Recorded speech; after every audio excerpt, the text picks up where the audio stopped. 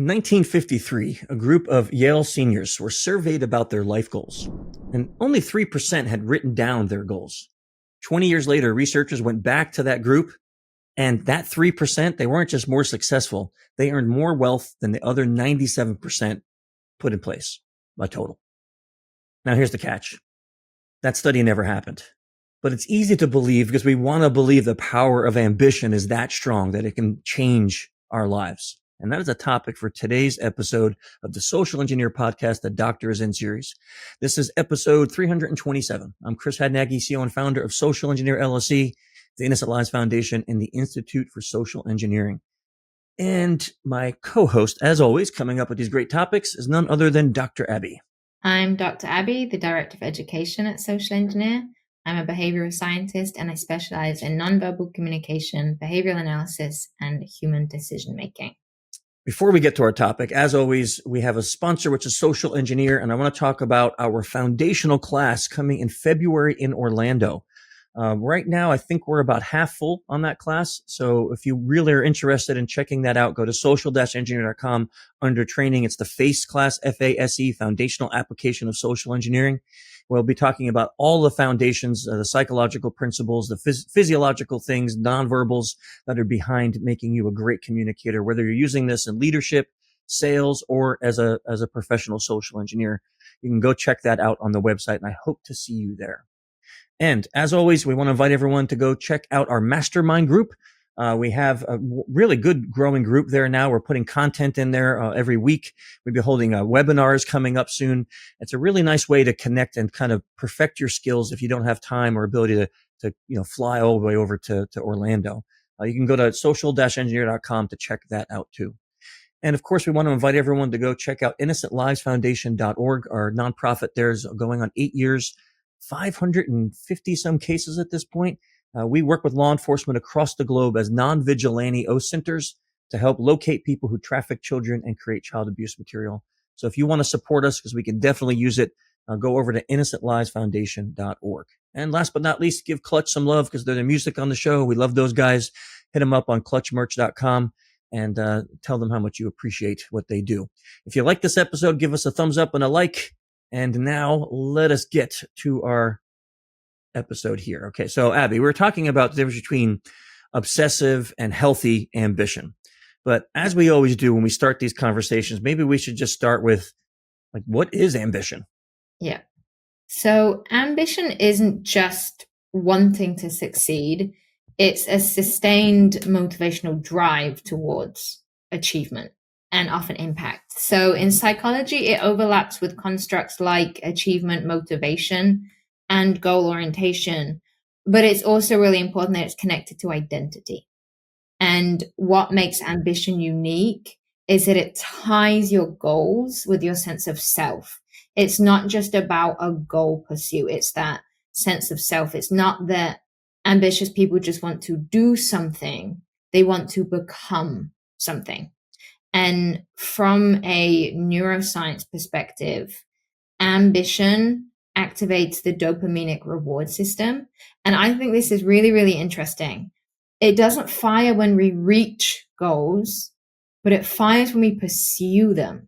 So ambition is about the chase. It's the anticipation. It's not about that arrival at the goal. It's about chasing the goal. That is interesting. So I think we've probably all known people, and I won't call anybody out, but I've known people in my life that they're happy with going to a job where you just kind of press a button every day. Yeah. You do that for 8 hours and then you clock out and you come home. And I was never that way, ever. It was like if I ever in my past felt like, okay, I did everything I can do here, I just quit. I quit because I got bored. Okay. So why are some people more ambitious than others? Yeah, I agree with what you said completely too. If I'm somewhere that I don't feel I can grow, I have to get out because I feel like I'm trapped in this box. Yeah. Some people are happy that way. Some people like a work-life balance where it's just, I do my 9 to 5 and I come home and that's their happy. Mm-hmm. But I would be so unhappy if I can't have constant goal pursuit and constant growth. I would be very, very unhappy. But one of the core things is personality traits. So, Chris, you and I are actually very similar in some personality traits and very different in others. But I would say we're both very high in conscientiousness, and that is discipline and goal orientation. And people who are high in conscientiousness tend to be more ambitious. People who are open to experiences, so are creative and curious, you are a lot more open to experiences than I am. I'm open to experiences that occur within my apartment and not so far out. Oh no, I just rode a camel through the desert in Dubai. Yes. I mean, I travel, but it's different. You're more free and curious and creative, kind of more open, and I like to be in my little study box. So people who are more open to experience do tend to be more ambitious. But again, that's just one trait. There is also a role of narcissism. And I wanted to mention this too, because people really demonize all narcissistic traits. Narcissism in itself, the clinical disorder, is extremely bad to have. But most of us have narcissistic traits. And actually, if you don't have any narcissistic traits, it's very unlikely you'll be successful, because narcissism isn't always a pathological thing. But part of narcissism is the drive for uniqueness and the drive for recognition. And those traits are really important for ambitious people. So having those traits to a certain degree are really important. And then early environment plays a role. So ambition is often formed as adaptive responses to early reinforcement or adversity. And what I always say is that adversity is kind of the road to success. So if you've gone through a lot very early in your life and you've pulled yourself out of it, it's very likely that as you grow up, you have that high ambition, that drive, because you've been able to pull yourself out of a dark place. So it's like you don't want to go back. Children, there was research that children who grow up in resource scarce or chaotic environments, they develop this need for control of their future. And often that comes through things like accomplishments. So, but it's not always a 1-for-1, right? I mean, people can have a crappy childhood and then get out of it, but be completely not ambitious. Yes. Yeah. And all of these things are just factors that can influence and increase likelihood of ambition. For example, people with insecure attachment, they can often turn ambition to a strategy for earning love and worth. So I must achieve to be valued. There's also culture aspects, like in the West, achievement and ambition is seen as a virtue, but in collectivist cultures, they're more rewarded for group activities than self-focused drives. So all of these things play a factor in how likely someone is to become ambitious. But I think personality really does play such an important part. So then let's talk about like destructive ambition, because I think we've all been around people, like I've known people personally that were willing to destroy relationships, destroy characters, destroy people just to get ahead in life, not caring about the consequences. That ambition, to me, there's an absolute, I can't see a value in that, because you're crushing other people just to make advancement. Yeah, so destructive ambition is really a personality thing. I would say that that's more people that lack empathy. It's not necessarily a classification of ambition. You really have healthy and obsessive, and you can have healthy ambition, but also be very narcissistic and be very destructive to other people, because that comes more from the personality factors, lack of empathy, than it does necessarily from the ambition. Like you can have obsessive ambition, which we'll talk about, where you have this just real, just deep, all-consuming drive to achieve, but still do it by cooperative and kind means. It's not the ambition itself that creates that destruction. That would be the personality at core. Yeah, I mean, But I've known people that like had good goals, like I want to move up in the company, or I want to become, a team leader, but they're willing to do that by destroying other people's careers.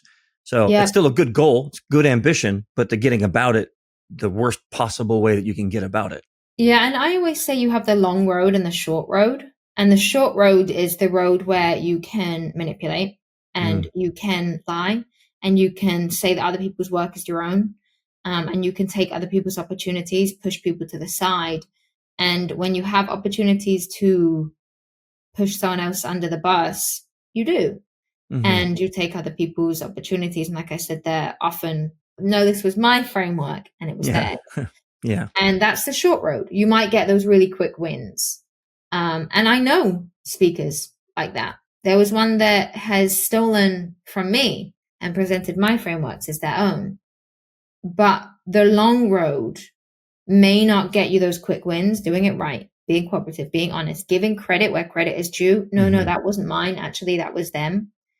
And not doing the things, not selling out, where if you do this Yeah. job, you get paid a lot, but you're going to have to do this kind of thing. That's the short road. When you take the long road and do it honestly, you're more likely to get those end goals because the short road gives you those wins really, really quickly. So you raise very fast, whilst the person on the short road is kind of small step, small step, small step. But you leave reputation behind you and you Hmm. leave people feeling either positive or negative. And you never know when you meet someone who may give you an opportunity because you were kind, because you have integrity. And it's like a lot of the jobs now, for example, when the Secret Service reached out to me, they reached out to me because they stated my reputation of integrity. Hmm. And because I would never say what people want to hear, it would always be what the science says. And eventually you get more wins and more wins and more Yeah. wins. And the person that took the short road, they got those first ones, but things start to drop down. So it's Yeah. always better when you are, even if you are obsessively ambitious, to always take the long road and do the right thing. And there's a quote that it says, if you don't have time to do it right, when will you have time to do it over? If you take those shortcuts, you probably won't achieve the things you want to achieve as well. Taking the long road, it might take you longer, but you're going to get those things. You're going to deserve those things. And if you get called out by taking the short road, like Yes. if people find out like that they stole your work or that you didn't reference somebody properly in a writing or something like that, Yeah. your reputation is now damaged and it may not be repairable, right? Because Exactly. I mean, I knew a guy once and he actually handled it very well. He was pretty well known in the community and he plagiarized something in a book and he got caught and he publicly outed himself. He was like, yes, I did this. And to this day, people respect him because he did the Yeah. dumb thing. But then when he got caught, instead of going, oh no, I didn't mean to, or yeah, he just owned it. He said, yep, I did it. I Yeah. did it. I did it. I was stupid. It was a dumb moment of my life. Kind of like when I make jokes of myself quoting Wikipedia in my first book. It was a stupid thing to do, right? It was a Yeah. really stupid thing to do, but I don't hide it. I don't say, oh, though I was forced Yeah. to do it. No, I made a dumb mistake and I'll live with it forever because it's there, right? Yep. But some people, they do the thing like steal your work or whatever, and then they buckle down. Like, no, this Yeah. is mine, or I helped her do it. I was in meetings with her when she came up with it, so I have part Yeah. ownership of it, and things like that. And it's like, you ruin your reputation and people won't respect anything else you say after that. Yep. And if they do, then those are the people you don't want to be with anyway.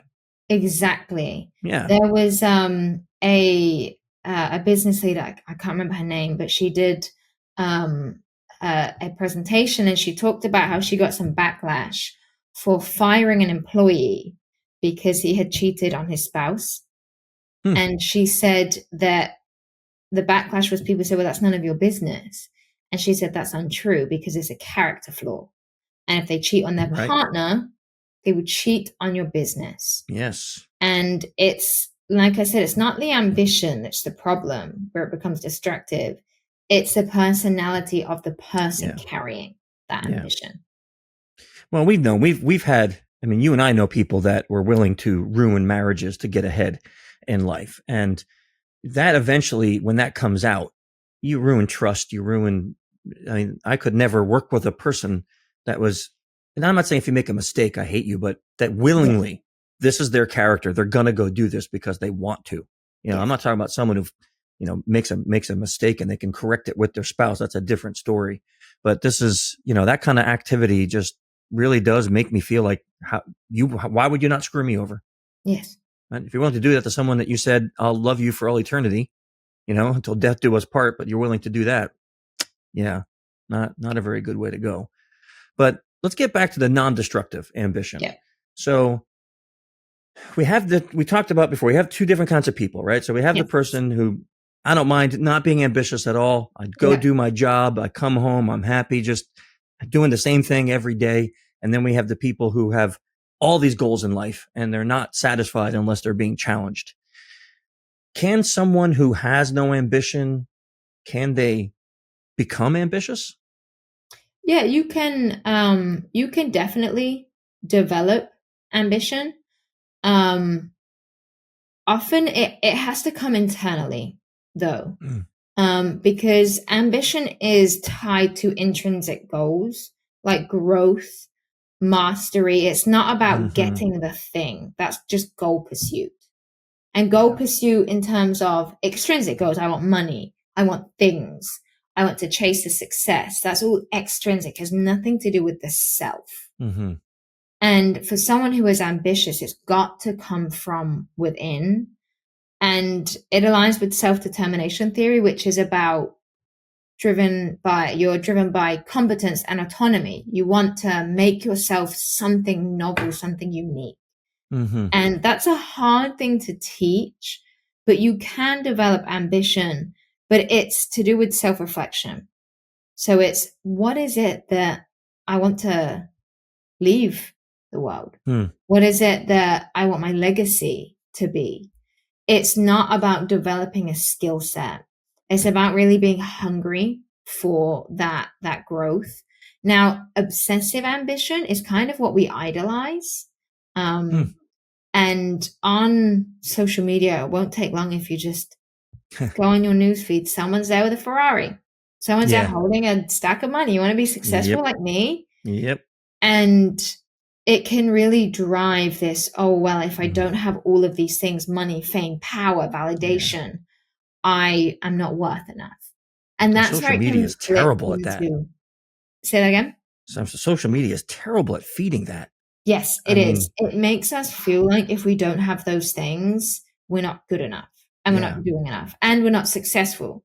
And I had to learn this the hard way. I do a lot. Like I work really, really hard and I have objectively achieved quite a lot in my career that all I have to do is look on social media and I feel about this big and I feel so unsuccessful.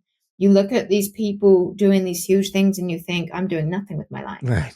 You know, the they're amount all of like in their 20s and I'm 52 and I'm like, what the heck? This guy's driving 2 Ferraris and I've barely even stepped foot in one, Yeah.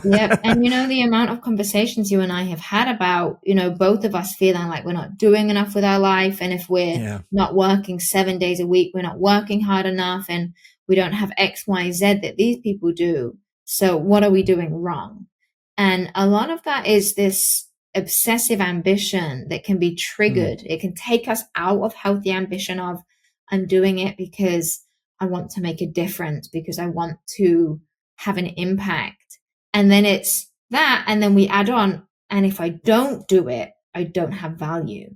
And if I don't do it, I'm not worth enough. And if I don't do it the way they do it, then I'm not successful enough. And that's when it can become really all consuming and identity defining. I think about the first part of this conversation when you said it has to be internal, intrinsic. And for me, that kind of reminds me of, I've always been goal oriented. I've always been ambitious, but I also got really, really unhealthy in my life. And it was 4 years ago that I made the decision. And it wasn't because Arisa asked me or my kids asked me or a friend asked me, is I got tired of being that person. I got tired of being overweight and out of breath and not able to do things that I should be able to do for my age. And I was like, I'm done. And it was that internal goal that actually made me go on that health journey for 4 years so far. And now it's not even a goal anymore. Now it's more like just a lifestyle. So that it became a goal, and now it became part of my life. That is now something I look forward to. And I achieved the goal, but I've been like, hey, I achieved it, I'm done. It's like, no, you set another one. Like, now I want to be able to lift this or do that, or I wanted to run a 5K and I did. I'm like, oh, that was kind of cool. I'll never do that again. Yeah. But you do it. And it's kind of it's like you said, it has to come from the inside, because then it means something to you. Yeah, and if someone just says, "Hey, do this, do this, do this," it doesn't necessarily motivate ambition.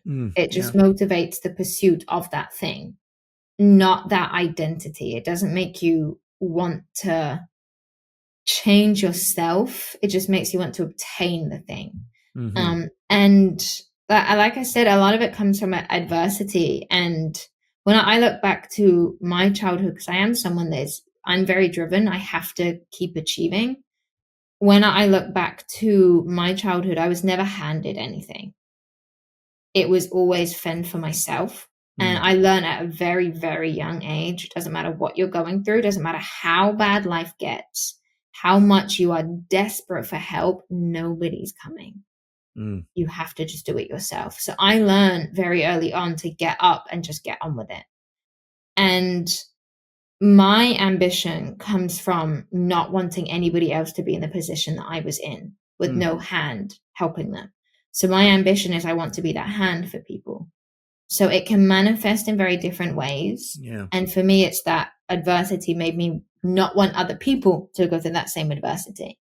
And the same for you in terms of your struggles motivates you to now want to be the best version of yourself. That's why ILF exists. Yes. Right. And the very reason ILF exists is my childhood. So exactly. And this is why I say adversity is almost a gift, because the adversity we go through can create that ambition to not allow other people to go through the same thing and to help other people.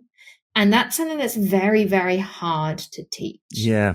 It doesn't mean you can't be ambitious if you haven't had struggles, but it just means when you meet very, very successful people, what you will tend to find is they've had difficult lives. They've had difficult periods of their lives. Most of the people who I know who are the fittest, most athletic people were out of shape growing up. And it was that inspired them to get healthy, rather than always kind of being in the middle ground and then suddenly getting healthy. They had the adversity, they had the struggle, they went through it, they pushed through it, and it made them want to keep pushing. Yeah, I like what you were saying before, is because I think it's easy to look at the internet now and to think that all these people with the perfect lives, quote unquote, are the kind of ambition I need to be. Yeah. But that's, to me, looking at that, it's just so empty.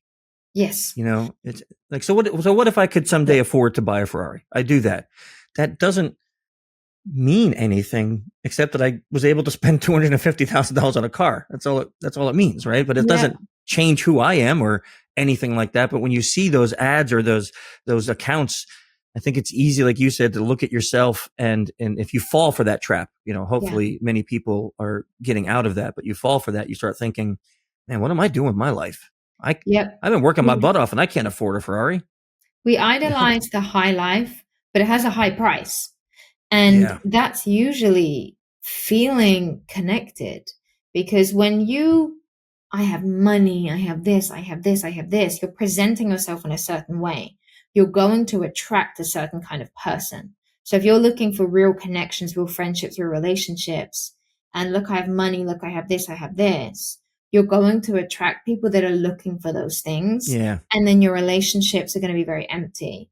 And also, money buys pleasure and opportunity, and it can buy health. Yeah. But it really just highlights personality traits, because I hear people say things like, oh, well, if I had this amount of money, I would do all this work for charity.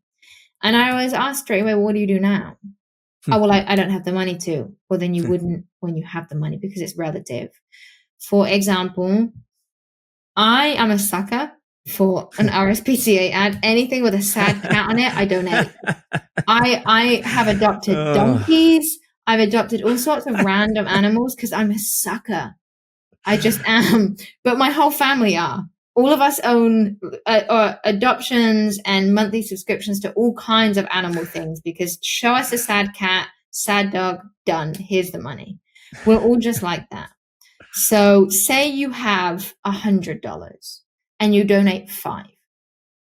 Now you have $10,000. You're going to donate that same percentage. Yeah. What makes you think that if you get all this money in, you would suddenly donate? Because it becomes relative. That becomes your normal. If you don't now, that percentage that you give, you probably wouldn't. So again, it's not about the things. It's about the personalities. And then the money gives you the opportunity to have those things. So that's why I often highlights personality traits. So if you're someone that craves power, but doesn't have it, and then you get a little bit of money, those traits now really come out. But there's a price to pay. And that lifestyle that is just obsessive ambition over things and money and very artificial things, it's very empty because you seek them because you think, when I get this, I will feel worthy. When I get this, people will love me. When I get this, people will desire me. And what you realize, they desire the things. Yeah. They don't value you as a person. So that's why you often see people who get a large influx of money, spend it, and become very, very unhappy. Yeah. Because they think that they can buy meaningful things, and you can't. I was reading an article once that said being materialistic is not about how much money you have. It's your attitude towards money. Yes. So even very poor people could be materialistic because that's their goals and achievements is just to gain. And it doesn't mean if someone who's rich is automatically materialistic. So it was an interesting article because it was like, so you look at that and they use an analogy of like someone who is a glutton, with food. Yeah. They don't have to be fat, right? If someone can be gluttonous. I mean, not every overweight person is a glutton, right? And not every glutton is overweight. It could be someone can strive just to eat, but they're in a very poor country, so they can't afford it. So it is a mindset kind of thing.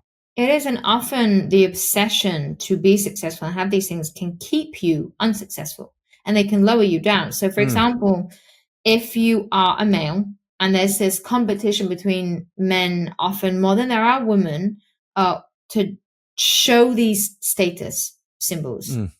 And often people spend a lot of money to show a status symbol, to show, look how much money I have. But they spend money that they don't have to show that they have it. So they're not able to actually use that money to make more money. I remember back when I lived in the UK, there was a friend of mine, and he still lived at home with his parents, but he would spend his rent or his money not on rent of his own, but on designer clothes to show people, look how much money I have, look at the things I have. But you could have spent that money on things, towards a house deposit or things that actually matter. So the desire to look a certain way, to show people, look how much I have, can actually stop you from having those things. It's funny, like when you see pictures of really famous people that are very wealthy and their everyday life, they're usually wearing sweatpants and a ball cap. Like they're not walking around in Gucci and, Louis. No. they're literally walking around in sweatpants, look like every other person. And then you can always tell like the lower to middle class people who have that desire because they're trying to look like they make millions of dollars a year. Yes. But, it's like when you look at that, you really kind of see that dichotomy. So how do we make peace with ambition? What's the method that we can do that if you're sitting here listening to this discussion? Well, you want to work with your ambition. You don't want to be consumed by it. So it's really important to redefine success regularly, because you can have this idea of what success means, but if you don't update your definition, your goals can become outdated to the version of you used to be. And I say this because we all grow and our situations change. I know I've grown a lot over the past 2 years in very different ways. And the person that I was 2 years ago and the things I wanted 2 years ago, very different now, very different than what I want now. And if you don't update what your idea of success is, then how are you going to know what to pursue? And asking yourself things like, is this still what I want? Or has it become what I need to survive something earlier in my life? And I would prioritize the process over the outcome. So focusing on the quality of your efforts behind the work, focusing really on, am I doing the work right?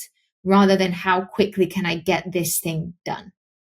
Yeah, I agree with that, because I think over the years, for me personally, things have changed drastically. I wouldn't even say every year, even throughout the years, like, I mean, now Reese and I are empty nesters, no kids at home. But when they were here, our goals were very different, because we had to worry about them. And it was always like, okay, if we're going to go do this or do that, what about the kids? And that now they're both adults and out of the house.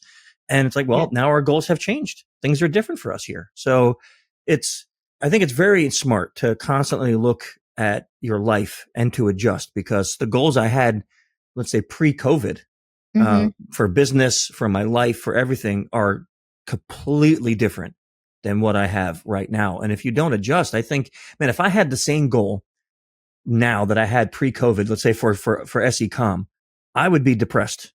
Yeah. I would be depressed because the world has changed. My company has changed. I have changed. And if I was still trying to pursue that same goal, I'd be sitting here like I'm a failure, because it's not going to happen. Yeah. So I have to, you have to adjust. And that also comes with our values can change. I have always valued being independent more than anything. And as I've kind of grown in a different direction, now I value connection more than I ever have. And that changes things, because if I just focused on my previous idea of what success means, it does not allow any room for another person in that. Yeah. So as your values change, and it's okay for your values to change. It's okay for your core values, for your goals, all of it to change. It's okay for you to change. You don't have to stick to, well, this was my idea of success. It's okay to change it and update, well, what feels more in line with who I want to become now. And there's no right or wrong. It's so individual. And allow for rest and identity outside of achievement. Yeah, we both suck at that. This is something, Chris, you and I need written on a piece of wood and smacked over the head with. Ambition should be a part of you, not all of you. Yeah. Well, because it's for me, it's easy. Like once I achieve the goal, okay, what's next? And not to take a moment to be like, why don't we celebrate the success? Like we did the thing. You know what I mean? Like we did the thing, like we're talking about before we started recording, is the team right now is so dialed in, and it's so like, this is what I've been looking for 15 years of owning this company. I've been looking for a team that is just like the one we have now. Yeah. And that needs to be like celebrated a little bit, because that is a big accomplishment. Sadly, it took 15 years to get there, but like to have everybody dialed in so much and achieving personal goals and achieving goals in their life that they're happy for, like that's amazing to me. But we should stop and celebrate that instead of like, okay, well, we did it. Now what's next? And actually, that is a great point to kind of finish up with, of how do you recognize if you're in healthy or obsessive? If every time you achieve, you don't feel happy, I realized that I needed to work on my ambition, because after I would achieve a life goal, for example, when I trained the Secret Service for the first time on my own, and they gave me an award, I came home and I looked at it and I was sad. I wasn't happy. I was sad because instantly it was like, now I need to do more. And I felt, again, this big. I thought I would feel huge. I felt very successful for a moment.